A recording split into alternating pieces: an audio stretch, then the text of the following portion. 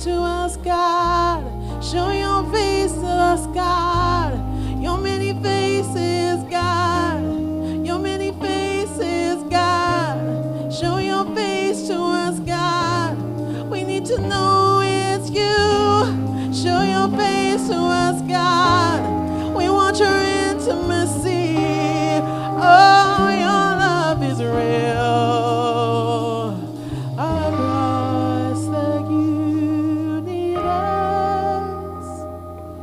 we can feel your love on us. All across the universe, your love revealed. Your love is real.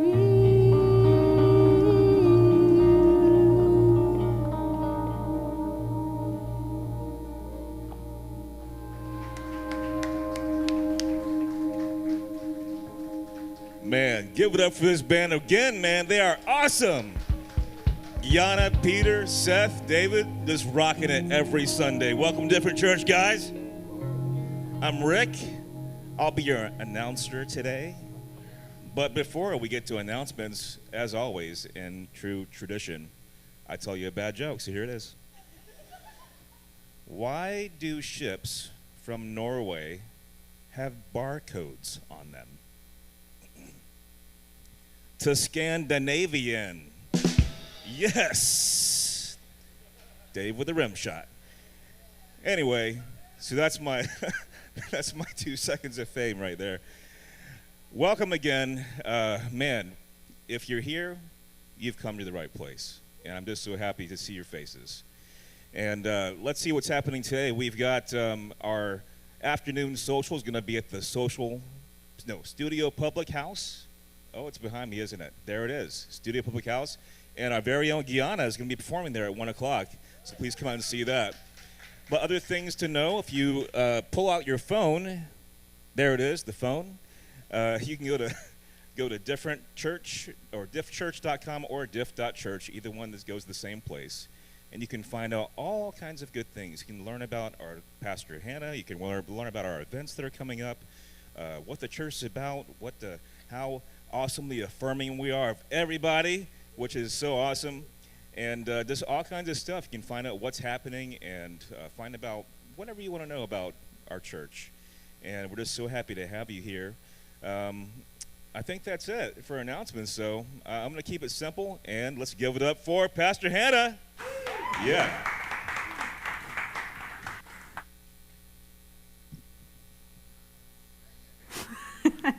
Hi. Hi. You should drive if you're going to Studio Public House because it is like almost a mile away. FYI. Unless you want to walk back in freezing cold weather. You may not survive. It's that cold. I'm talking specifically about Aaron. Okay, so y'all ready for some Jesus?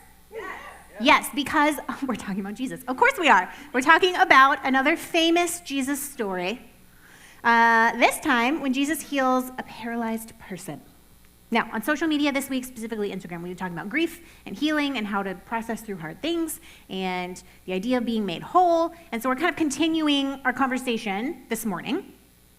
And I want to use this story because Jesus asks a very crucial question, which is, do you want to be made well? And even though this question is asked of a person who's paralyzed from birth, I think it speaks to us because to be made well is to be made whole. And to be made whole is to get to experience all of life's abundance.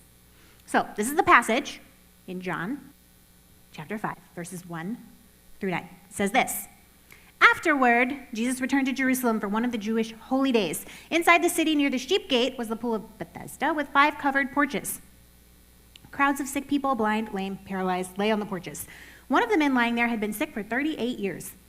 When Jesus saw him and knew he had been ill for a long time, he said to him, "Do you want to get well?" "I can't, sir," the sick man said, "for I have no one to put me in the pool when the water bubbles up. Someone else always gets there ahead of me." And Jesus told him, "Stand up and pick up your mat and walk." And instantly the man was healed, and he rolled up his sleeping mat and began walking. Cool. Now, let's do some background. Okay. Jesus goes into Jerusalem by the sheep gate, which was so cleverly named because sheep entered the city through that gate. It is still there. You can look at it if you want to. And the pool was like right inside. And it was separated by a dividing wall, thank God, because the sheep would come in and then get dunked to be clean on one side, and then on the other side, people would bathe. So I don't know, you probably don't want to be like washing yourself off next to a sheep. Gross. Maybe you love sheep. I don't know. I'm not trying to like make people who love sheep mad. But like this pool of Bethesda was a well-known place of healing just inside the walls, like just north of where the temple would be located. And the sheep were washed because they were going to be sent as a sacrifice at the temple, which was right there. Now, you can see it, okay? The pool is there, the gate is there, everything's there. It's been excavated by archaeologists. Fun fact, though, until the 19th century, there was no evidence that this pool existed. And so a lot of scholars were like, we don't have any evidence, so we're just going to assume that the book of John is wrong. It's either written by someone who has no clue, or it was written later by someone who didn't have firsthand experience. And then they discovered it. And they were like, oh, I guess it's right. Which is an important point to make, I think, in general about the Bible, because as we discuss often, the Bible is an ancient text written for ancient people, not for us, even though we constantly apply our knowledge and our modern ways of thinking to it. And probably I'm about to make everybody mad, conservatives and liberals. Just because there's no evidence that something in the Bible happened does not mean it didn't happen. And just because there is evidence that something mentioned in the Bible exists does not mean it happened exactly the way it was written down. Wasn't enough stirring the pot for right now. Back to the pool. Bethesda means house of mercy, which is fitting because the people who arrived there needed healing, usually physical healing. Both Jews and pagans were like, this is a sacred spot. And the way it worked is randomly, the waters would just like bubble. And when this happened, the first person to get in, so they said, would be healed. Scientifically, it was an underground spring. And sometimes it overflowed and the waters would bubble. But they didn't know that on account of living a long, long time ago. So the legend was there's an angel that comes down, and the angel causes the waters to bubble, and this is how you get healing. So the first person dives in, healed. Can you imagine? Just a frenzy of people when the water started bubbling? Just diving, everyone's diving in. Was anyone healed? I mean, obviously somebody had to be healed, otherwise this legend would not have existed. But what if 3 people jumped in the water at the same time? Was then the angel like, nope, it's only one, sorry. Were they all healed? We don't know. Now, it's just a guess, okay? But when I read this passage, I get a picture that the paralyzed man probably started coming to the pool as a child. Like maybe his parents brought him as an infant or a toddler. And they probably waited with him and stayed by the pool so that when it started bubbling, they could just rush him in at a moment's notice. But the waters only bubbled every once in a while. It was completely unpredictable. Maybe they got discouraged. Maybe they had to do other things. Maybe they had a business. Maybe they had other children they had to take care of. So maybe eventually they started bringing him in the early morning and left him there to interact with other people all day. And then eventually, that just became where he lived, lying under the shade for 38 years. Now, John, the writer, uses this word to describe the people that are there, lying in the shade next to the pool. And it means without strength or power. So there's just all these people, dozens of people, and they had no strength physically, no strength spiritually, and they needed someone to help them. And they had this idea that somehow an angel would help them if they could just be first into the water. And the man had no one to help him, which maybe means that his family had like abandoned him, or maybe they had just died because life expectancy was not long, and he was already 38. So maybe his parents weren't alive. Or maybe, like us, they've only visited their sick relative in a nursing home only once in a while. They just kind of given up on him having a chance. It was just his life. That's just where he was. Can you imagine the cognitive dissonance for this guy? He's 38, okay? He spent his whole life waiting for the water. And he is convinced he will never be healed. He's like, I can't get in there first because I can't move. No one is here to put me in the water, So I'm literally never going to get healed. And at the same time, he lives next to this water that occasionally randomly bubbles.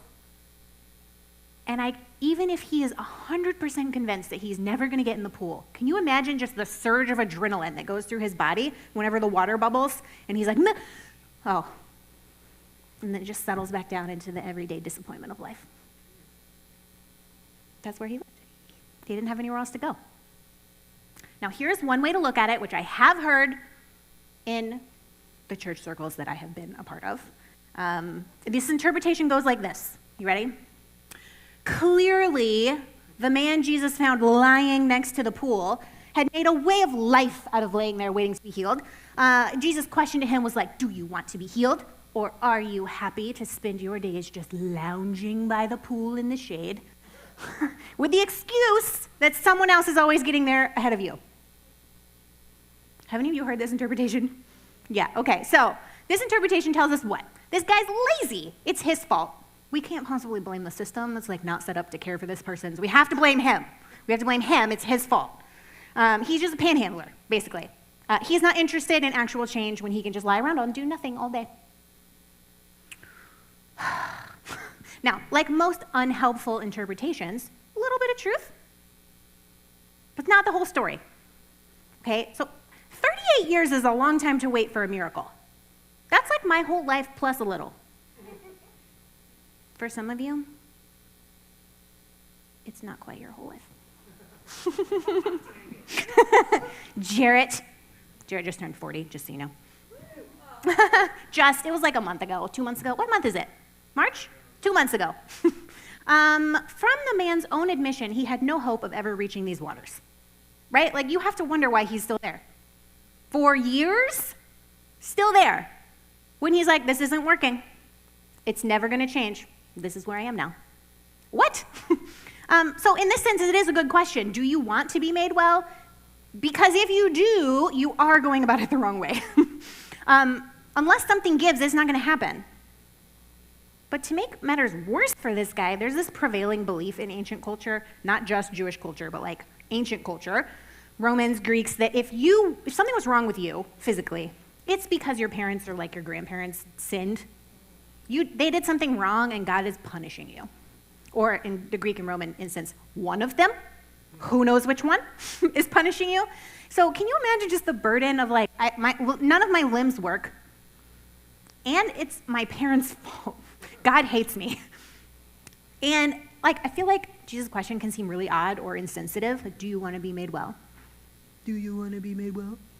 Duh. Like, obviously he's at the pool. Why else would he be there?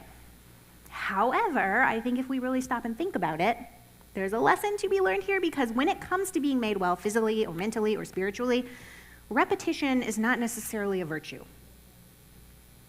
Jesus already knew the answer to this guy's question, right? But he wanted him to tell him what he wanted. This guy didn't need his pity. He needed to be given the opportunity to speak to someone who could actually help him. Hear me, y'all, okay? Because wanting things to be different and wanting to change are not the same thing. Change takes effort and commitment. And we intellectually know this. We're like, yes, we must work at addressing our problems. But feel like we often wonder if we're up to the task, or we might be more concerned about what other people think than actually being committed to pursuing peace in our minds and our souls. We might feel defeated and unable to move in a place where we want things to be different. But what we really mean when we say something has to give is we need someone to come in and just fix it for us and magically take away the things we're carrying or rearrange our lives so it's somehow easier. But actually what we need is not for things to be different. We need someone to help us make a change. Things won't be different unless something changes, because repetition is not a virtue. Doing the same thing over and over again, expecting different results, is insanity, right? Bethesda, this pool, conjured up these flashy images of like ancient healing, but it was this remote, very infrequent chance. And then along comes the Son of God, and Jesus is like, get up. And he just accomplishes in 1 second what the pool stood for, but had not successfully done in 38 years. One word is all it takes. Side note for the theology nerds. This is a literal example of the Word became flesh. This is how John starts his whole gospel. The Word became flesh and lived among us. Jesus says, get up, which is the word used is the word in the New Testament used for the resurrection. Get up, and it became flesh. It became human when the man stood up. But the guy had to participate. I don't think, do we really understand how crazy this is? He had to, first of all, try to get up, which he had never done before. Can you imagine if you've never walked ever in your life and someone was like, you should get up? You'd be like, I'm sorry, what? He tried to get up. His legs were probably like this big around. He stood up. He had to do that. And everyone's watching, by the way. He had to decide that if it worked, if somehow, this was the thing, it was able to stand, that his whole life would change. He couldn't stay by the pool any longer. His spot, reserved for 38 years, would now be open to someone else. Which would mean what? Well, he's going to have to go on the terrifying adventure of surviving life. Not just on the leftovers of clothing and food that people probably dropped off there or that his family brought. He's going to have to find a place to live, maybe find a job, maybe, what? And most terrifying and probably most uncomfortable, look his friends and people who were there with him day in and day out for all these years in the face while he was healed, and they weren't. He was no longer one of them, his whole social community. I feel uncomfortable just thinking about that. Gets me. Which brings me to a really uncomfortable question that I don't have an answer for. It's a question I haven't heard asked in any sermon about this person, but it is one that I've wondered about. Maybe you've wondered about it too. Maybe it'll make you uncomfortable. What about all the other sick people at the pool? Jesus healed this one guy. Not everyone else? It's kind of rude. We know about this one guy because the religious leaders got really mad that he was carrying his sleeping mat on the Sabbath. They were like, how dare you? And okay, first of all, he hasn't done any work for 38 years. You think God could give him a pass this one time? They don't have to be like, excuse me, sir. We know you've never walked before, but how dare you walk? And I suppose we could say that Jesus might have healed everyone in the pool because we don't know. I would imagine it seems unlikely because if everyone was healed, the religious leaders would have been even more upset, right? But let's say, just for the sake of assumption, if everyone at the pool was healed, that would have been wonderful, which would have been dozens and dozens of people. But then the next day, there would have been dozens more. And they wouldn't be healed because Jesus had already moved on. So either way, if it was just one guy or a whole group of people, that's still pretty uncomfortable. What about the other people? Do they not matter? I really wish I could give you a satisfactory answer for this dilemma that makes us feel upset with God's choices. And I do not have any such answer. All I can give you is a couple of thoughts to ponder. First of all, we often assume that just because God can do something, that God should do it. And if God doesn't do it, that's because God is a horrible person. And I'm going to avoid saying things like God has a plan because I don't know that fits with some of our life experience. But what I will say is sometimes we are not ready for things to change very drastically. Sometimes instant healing is to our detriment because mentally we're not ready to make that leap. That does not apply in every circumstance, right? But it's something to think about. And second, the other idea I want us to consider is perhaps we have messed up ideas about the things that need healing and the things that don't. We tend to look at any physical imperfections as somehow outside of God's creation. For example, neurodiversity or physical disabilities, physical conditions. We just assume whatever it is, if it doesn't fit the normal mold, it's wrong. Is it? Or are we the ones who are so committed to categorizing everyone that we fail to see the beauty in all the ways that people are created? And I do not in any way mean to minimize the actual suffering that people go through, because it is very hard to fit into a binary world that's made for quote unquote normal people when you have anything that may not be considered normal. It's a very complex question. If you're a nerd and you want to do further research, I highly recommend Amos Young's book, The Theology of Down Syndrome. It's big, so he's much wiser than I. But this is very uncomfortable, right? Like, is someone who has different abilities than us, is that a disability? Or are we perhaps, again, blaming the system or blaming the person instead of the system that's not set up to care for all people? Uncomfortable questions, uncomfortable answers. But this is the space we dwell in when we think about healing. Like, what about us? Do we want to be made well? Do we want to experience life in all of its abundance? Because, going back to our discussion of grief, we very often get stuck in our old patterns, just repeating them endlessly and somehow expecting a different outcome.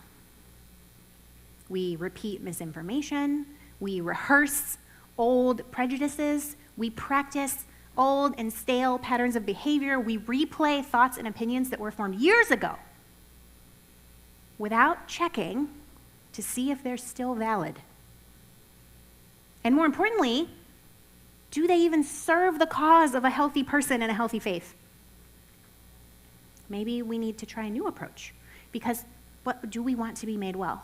Because if we do, we may have to step out of our comfort zone and take a leap of faith and venture out into the unknown. If we're determined to hold on to the crumbs of serotonin that we have, we may be closing the door to the possibilities that God has in store for us. We're like, no, I have this tiny bit of happiness. This feels comfortable. I don't want to get up. What if everyone sees it? What if I get up and then I fall over? Well, yeah, it doesn't say if this guy fell over, right? He probably did. Again, his legs were about this big. They had never been used.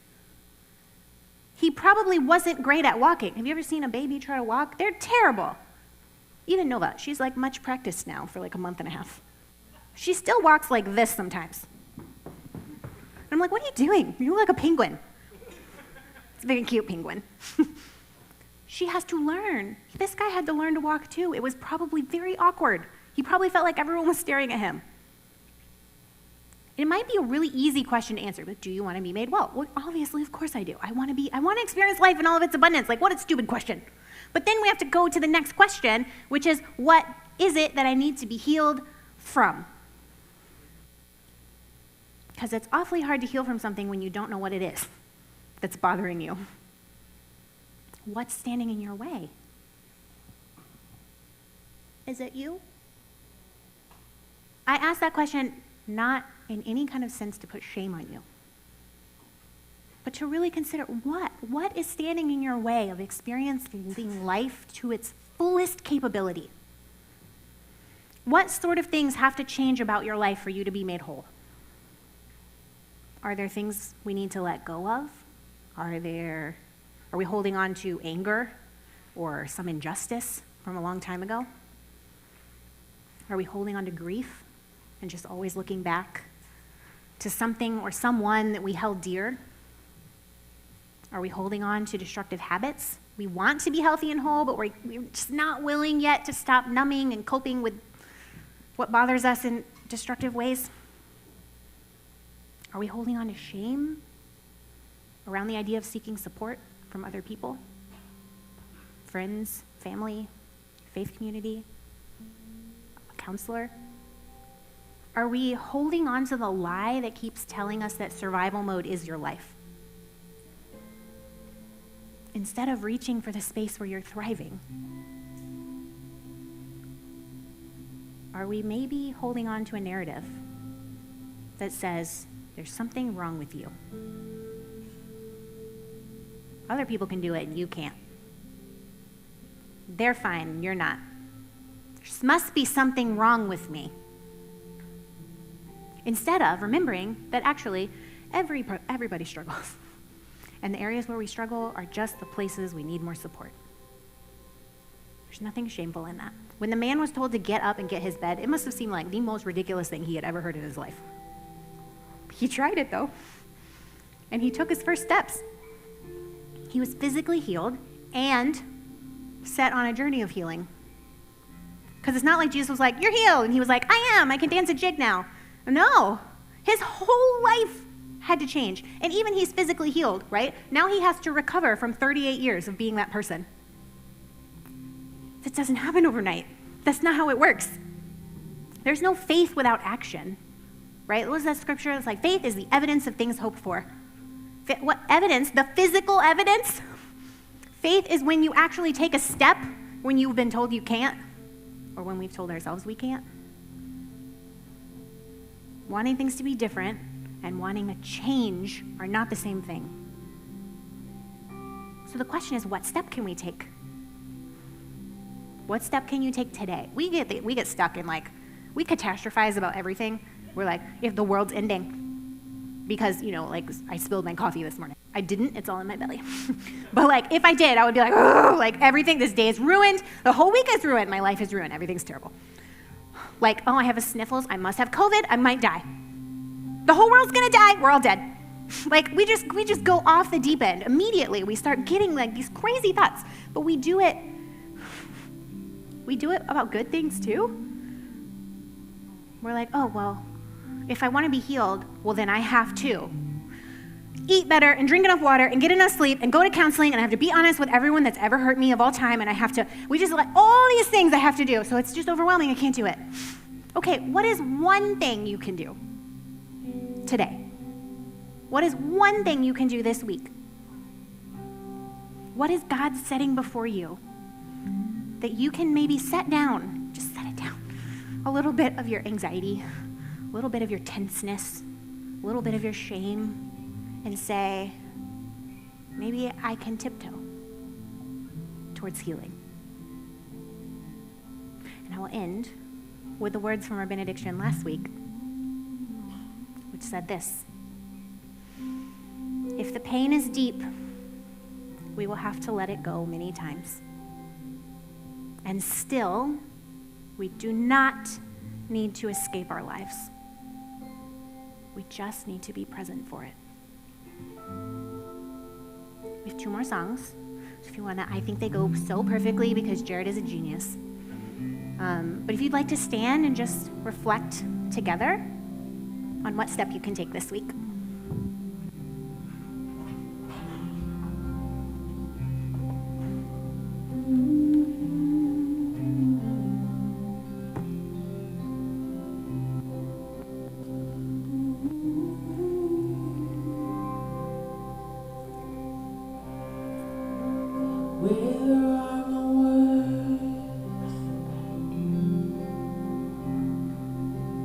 Even breathing hurts.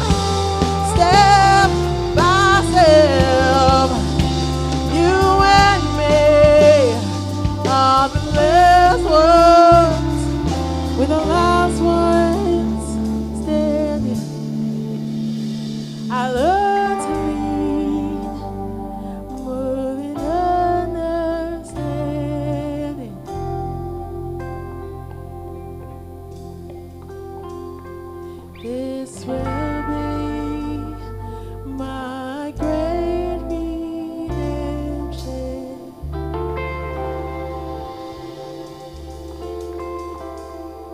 While I weep, you set my feet to dancing. Just you and me, it's you and me. We're the last ones standing.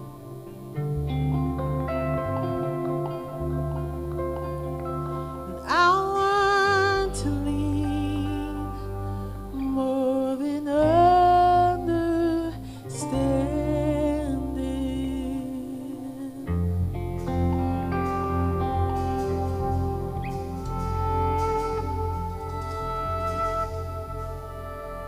So, I really love that song, Comforter by Amanda Cook. You know I chose it because, yes, I choose all the Amanda Cook and Stephanie Gretzinger songs.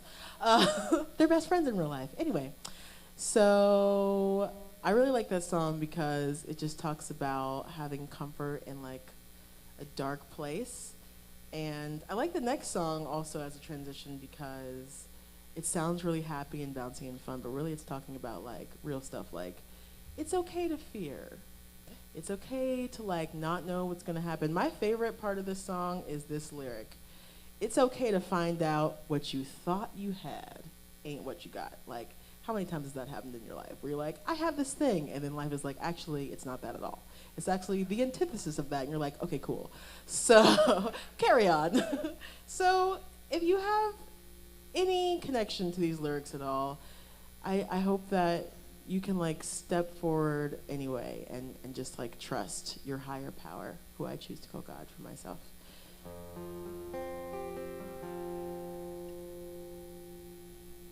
Will show up for you.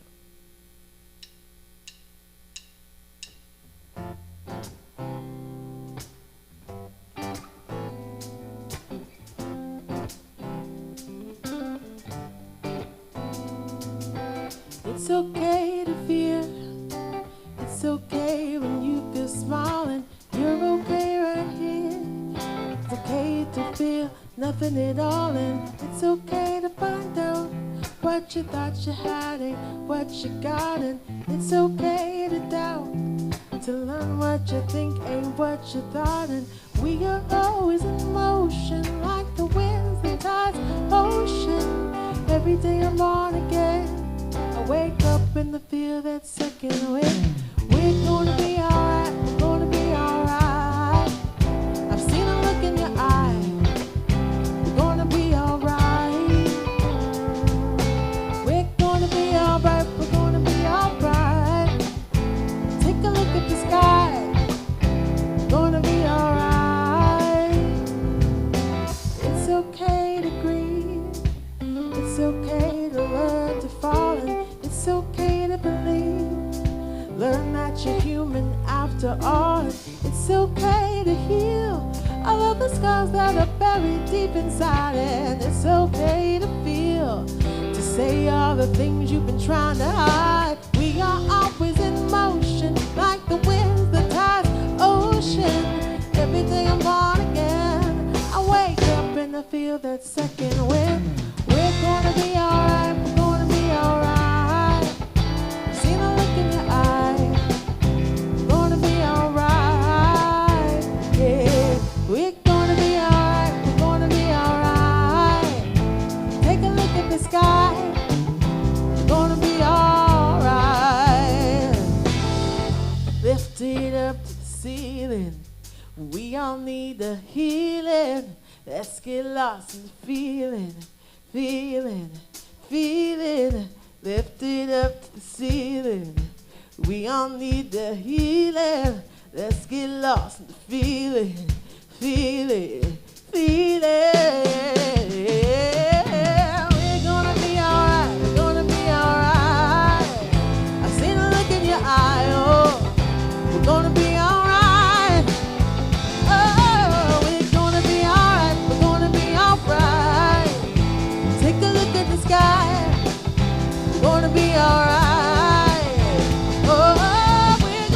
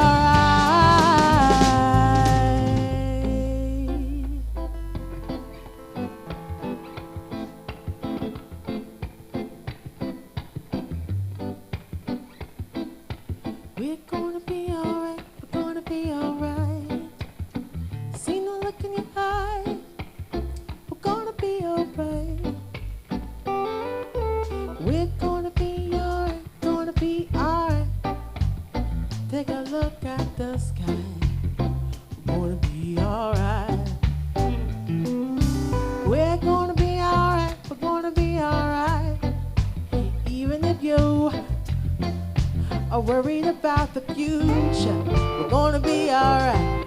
We're gonna be alright. We're gonna be alright. Even if you doubt in what you can do, we're gonna be alright.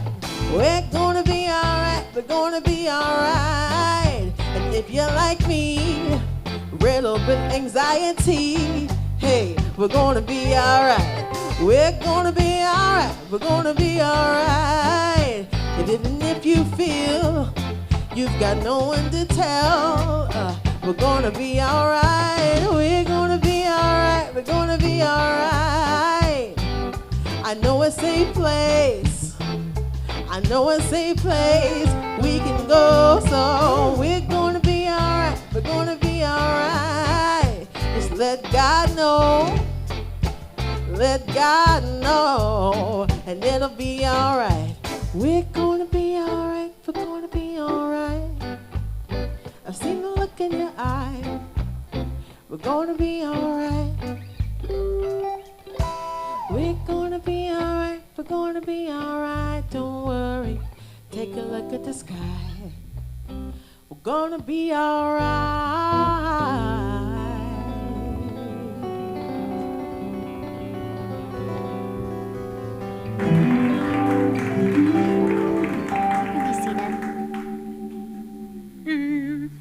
What a good song.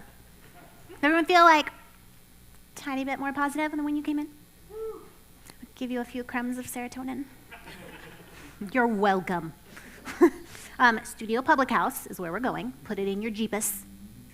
It's literally down Central, like between half a mile and a mile. Too far to walk unless you're my husband. It's not a neg, I love him. I wasn't going to say this, but I feel like somebody needs to hear this. Maybe I'm wrong. Maybe no one needs to hear this, but I just have a feeling somebody needs to hear this. Just so y'all know, I'm not perfect, not even close, but I do try to practice what I preach, okay? So if you're feeling some kind of way, or you feel like you need support in some area, I just want you to know that it is there for you. You don't have to go through life struggling so much. It shouldn't be this hard, right? Anxiety has always been a friend of mine. Always. I just didn't know what she was until like I was 25, and then I was like, oh, frenemies. And I want to say lately, but like since Nova was born, it's just a lot. Like having a baby is a lot, and trying to be a person still is a lot, and anxiety is like, hello, you miss me? And I'm like, no, thank you, please leave. But she did not leave, so that's the story. So anyways, the whole point of this ramble is I have a therapist. That's the point. There's nothing wrong with that. Like, I need someone to hold space for me and help me because I cannot do this all by myself, just like none of us can.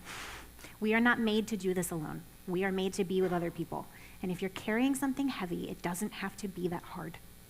It doesn't have to weigh you down that much. Let someone help you, okay? So, the end. That's enough of that, I think. I don't know why I feel weird about that. See, anxiety. Thank you for coming to my TED Talk. Let's pray and get out of here. God stays up with us all night, holding us close when we are afraid. Through acts of service and gestures of generosity, the wringing of our hands can be alleviated. Because when the question of what can be done feels overwhelming, we are invited to simple things. The sharing of what we have, the receiving of what we need. Go forth remembering God accompanies us in our getting through, in our showing up, in the hard work of healing, and in our thriving. Amen. Thanks for being here, y'all. Happy Sunday. Go enjoy the last gasp of winter.